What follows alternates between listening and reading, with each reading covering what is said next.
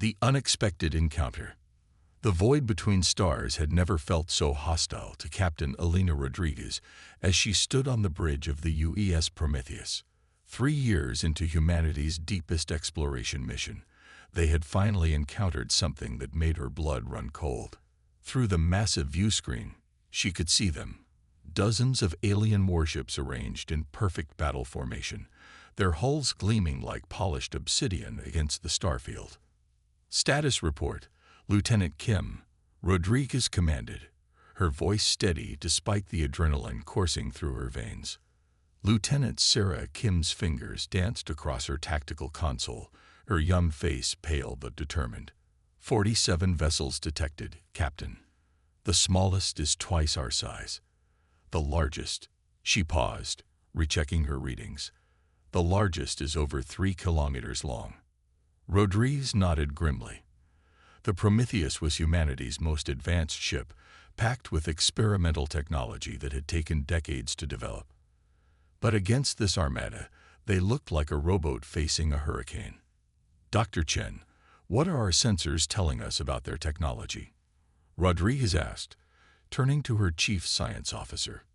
Dr. Marcus Chen, a brilliant physicist who had spent his entire career pushing the boundaries of human understanding, looked up from his console with obvious concern. Their energy signatures are unlike anything in our databases, Captain. These ships are using power sources that dwarf our fusion reactors. Their weapons appear to be some form of directed plasma energy, and their shields. He shook his head. Their shields are operating on principles we barely understand. On the bridge of the Caltheran flagship Dominion's Wrath, Admiral Zephyr studied the lone human vessel with a mixture of curiosity and contempt. The Caltheran Dominion had conquered 43 star systems in the past century, and each new species had fallen within days of first contact. Humans, according to their intelligence reports, were a young species that had barely achieved faster-than-light travel. They should pose no threat whatsoever. Science Officer Vrex, begin deep scans of the human vessel, Zephyr commanded, his 4 arms gesturing dismissively. I want to know everything about their primitive technology before we destroy them. Vrex, a tall, insectoid being with multifaceted eyes, manipulated his instruments with practiced efficiency. Beginning full spectrum analysis, Admiral. Initial scan show. This is strange. Zephyr's primary eyes focused on his subordinate. Explain. Their hull composition contains materials I do not recognize. Metallic alloys that seem to shift at the molecular level. And their power readings. Vrex's antennae twitched nervously. Admiral, their power core is generating energy levels that should be impossible for a ship of that size. Back on the Prometheus, Rodriguez watched the alien fleet with growing tension. They had maintained their distance for over an hour, content to observe rather than attack. That was good. It meant they were cautious, perhaps even uncertain. Captain, Dr. Chen called out, his voice tight with concentration. They're scanning us intensively. Our hull is handling most of it, but they're getting readings from our Echo Drive. The Echo Drive was humanity's most closely guarded secret. Developed from fragments of alien technology recovered from various crash sites over the past 50 years, it represented the pinnacle of human reverse engineering. The drive didn't just propel ships faster than light. It created quantum echoes that made accurate sensor readings nearly impossible. Are they getting accurate readings? Rodriguez asked. That's just it, Captain. I don't think they can tell what's real and what's echo feedback. From their perspective, we might appear to have capabilities far beyond what we actually possess. Lieutenant Kim looked up from her station. Captain, incoming transmission from the alien fleet. They're attempting to establish communication. Rodriguez straightened her uniform and nodded. On screen. The view screen flickered, and suddenly they were looking at Admiral Zephyr. The alien commander was imposing, standing nearly 3 meters tall with chitinous armor-like skin and 4 powerful arms. His face was angular, with sharp features that spoke of a predatory evolution. I am Admiral Zephyr of the Caltheran Dominion. The alien's voice came through their translators as a deep, resonant tone. "You are trespassing in territory claimed by the Dominion. Surrender your vessel, and your deaths will be swift." Rodriguez stepped forward, her chin raised defiantly. "I am Captain Elena Rodriguez of the United Earth ship Prometheus. We are on a peaceful exploration mission and had no knowledge of your territorial claims. We have no intention of surrendering." Zephyr's eyes narrowed. "Your species is young and weak. You have one ship against our entire fleet. What could you possibly hope to accomplish against us?" "We could ask you the same question," Rodriguez replied coolly. "If we're so weak, why haven't you attacked? Why are you scanning us so intensively?" The question clearly struck a nerve. Zephyr's mandibles clicked in what might have been irritation. "We scan all vessels to catalog their primitive technologies before destruction. Nothing more." Dr. Chen moved closer to the captain and whispered urgently in her ear. Rodriguez nodded slightly, then addressed the alien admiral again. "Admiral Zephyr, our scans indicate your ships are indeed formidable. However, they also suggest you're not entirely certain about our capabilities. Perhaps we could discuss this situation like civilized beings rather than resorting to violence." On the Dominion's wrath, Science Officer Vrex approached Admiral Zephyr with a data pad, his movements agitated. "Admiral, the detailed scans are complete. The results are disturbing." Zephyr took the pad and studied the readings. His four eyes widened as he processed the information. "This cannot be accurate. Run the scans again." "I have run them 3 times, Admiral. The human vessel appears to be utilizing quantum dimensional manipulation for both propulsion and defense. Their hull shows signs of temporal distortion fields, and their power core seems to be tapping directly into zero-point energy." Zephyr felt something he hadn't experienced in decades: genuine concern. The technologies Vrex described were theoretical even to the Caltharan Dominion, who considered themselves the most advanced species in the galaxy. "How is this possible? Our intelligence reports indicated they were barely capable of interstellar travel. Perhaps our intelligence was wrong, Admiral. Or perhaps they have been hiding their true capabilities." On the Prometheus, Rodriguez could see the effect her words were having on the alien commander. She pressed her advantage. "Admiral, humanity may be young, but we are not weak. We have survived ice ages, plagues, wars, and countless other challenges that would have destroyed lesser species. We adapt, we overcome, and we learn from every encounter." Dr. Chen stepped forward. "If I may, Captain. Admiral Zephyr, our ship represents generations of human ingenuity. We have studied the technologies of many species, learned from their achievements, and improved upon their designs.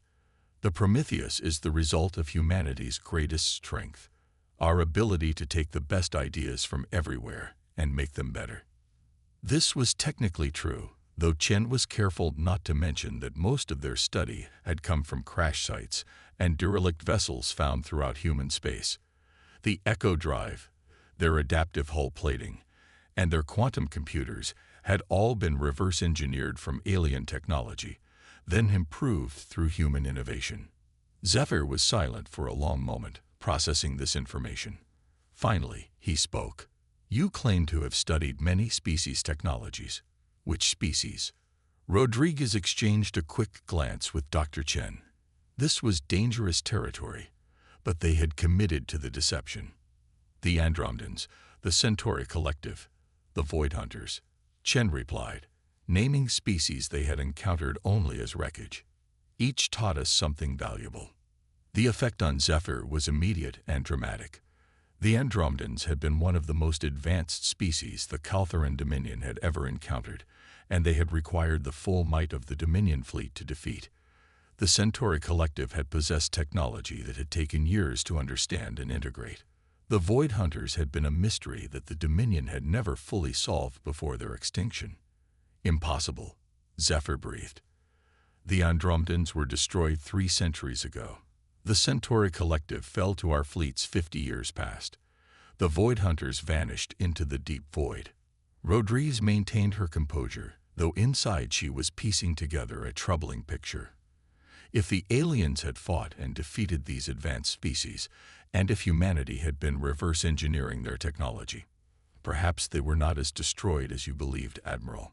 Perhaps some of their knowledge lived on, passed to those who could appreciate its value. The bridge of the Dominion's wrath fell silent. Zephyr's tactical officers exchanged nervous glances. If the humans had somehow acquired and mastered the technologies of the Dominion's greatest enemies, they might be facing a threat beyond their ability to handle. Science Officer Vrex leaned close to his admiral.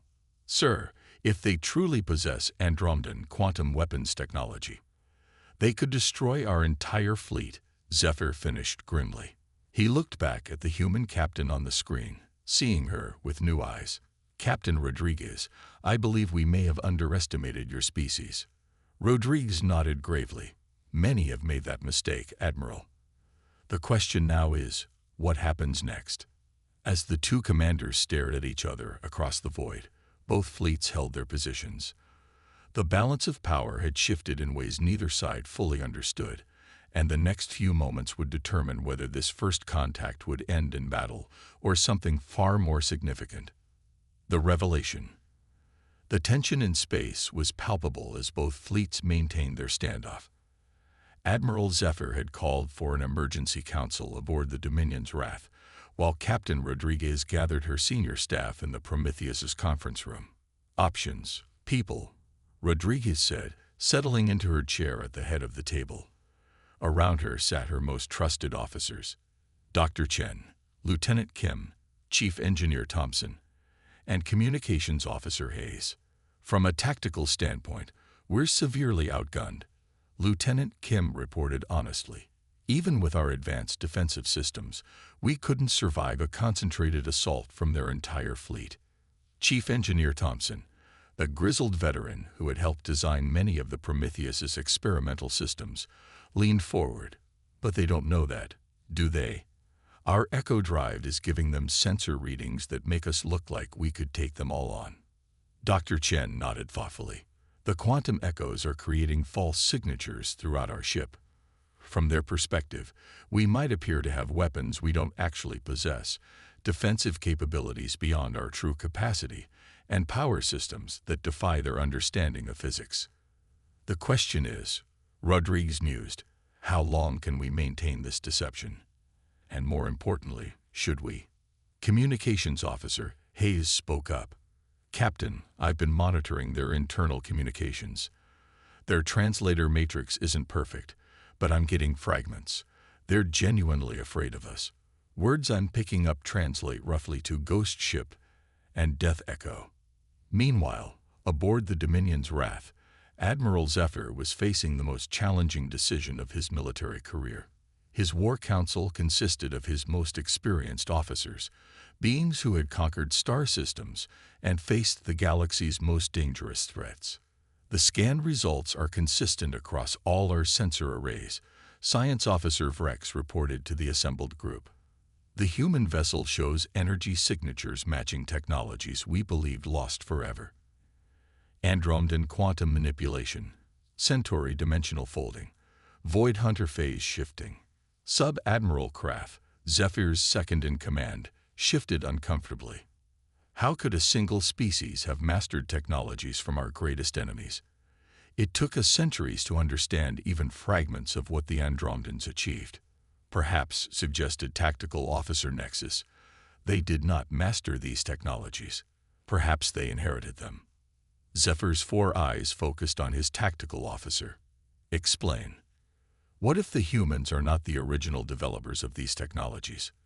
What if they are collectors, gatherers of knowledge from fallen civilizations?" The idea sent a chill through the War Council. A species that could find, understand, and integrate the technologies of extinct civilizations would be unlike anything they had encountered. Back on the Prometheus, Captain Rodriguez made a decision that would change the course of the encounter. "Dr. Chen, I want you to prepare a complete technical briefing. Not our actual capabilities, but an explanation of how humanity develops technology. Make it truthful, but impressive." "Captain." Chen looked puzzled. If they're afraid of us because they think we're some kind of technological superpower, maybe we should explain how we actually work. It might be more impressive than they realize. An hour later, communication was re-established between the ships. This time, Dr. Chen took the lead. Admiral Zephyr, you seem curious about our technological capabilities. I'd like to explain something about humanity that might help you understand what you're dealing with. Zephyr leaned forward, his attention completely focused. Proceed, Dr. Chen. Humanity's greatest strength isn't that we invent new technologies from nothing. Our strength is that we learn from everything around us. When we find technology we don't understand, we don't just copy it. We study it, break it down to its fundamental principles, and then rebuild it better. Chen activated a holographic display showing the Prometheus's development history. This ship represents technologies from 17 different sources. Some we traded for, some we found in derelict vessels, some we recovered from crash sites. But every single system has been improved, refined, and integrated in ways the original creators never imagined. On the Caltheran flagship, Science Officer Vrex was translating and analyzing every word. Admiral, he's describing a form of technological evolution we've never encountered. They don't just acquire technologies, they adapt and improve them. Chen continued his explanation. Our Echo Drive, for instance, began as a simple faster-than-light propulsion system we recovered from a crashed vessel near Jupiter. But we didn't just repair it and use it. We studied how it worked, understood why it worked, and then asked ourselves, how can we make it work better? The result is a drive system that not only provides faster-than-light travel, but creates quantum uncertainties that make enemy targeting nearly impossible. It's defensive and offensive at the same time. Admiral Zephyr found himself genuinely impressed despite his caution. You take the technologies of other species and improve upon them. Not just improve. Admiral, we integrate them with technologies from dozens of other sources. Our ship's hull, for example, uses adaptive materials we learned from studying Centauri construction techniques, but we've combined them with Earth-developed nanotechnology and energy distribution methods we reverse-engineered from what you call Void Hunter artifacts. The revelation was staggering to the Caltheran Council.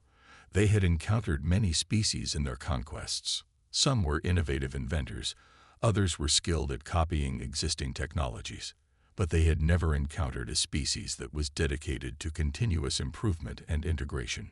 This explains the sensor readings, Vrex whispered to his admiral. They're not using pure Andromedan technology or pure Centauri systems. They're using hybrid technologies that combine the best aspects of multiple sources. Captain Rodriguez stepped back into the conversation. Admiral Zephyr, humanity has been preparing for this moment. First contact with an advanced alien civilization for over a century. Every piece of technology we've developed, every system we've improved, has been with the understanding that someday we might need to defend ourselves, or, hopefully, find our place among the stars as equals. We're not conquerors, Admiral. We're learners. We don't destroy civilizations. We learn from them. We preserve their knowledge, honor their achievements, and build upon their legacy. Zephyr was quiet for a long moment, processing this information. Finally, he spoke. Dr. Chen, you mentioned crash sites and derelict vessels. Where did you encounter these technologies? Chen looked to Captain Rodriguez, who nodded permission to continue. Throughout our solar system and in nearby star systems, we found evidence of ancient battles, crashed ships, abandoned stations. We assumed they were the remnants of conflicts from long ago. We never knew who was involved or what happened to the civilizations that built them. The impact on Admiral Zephyr was profound.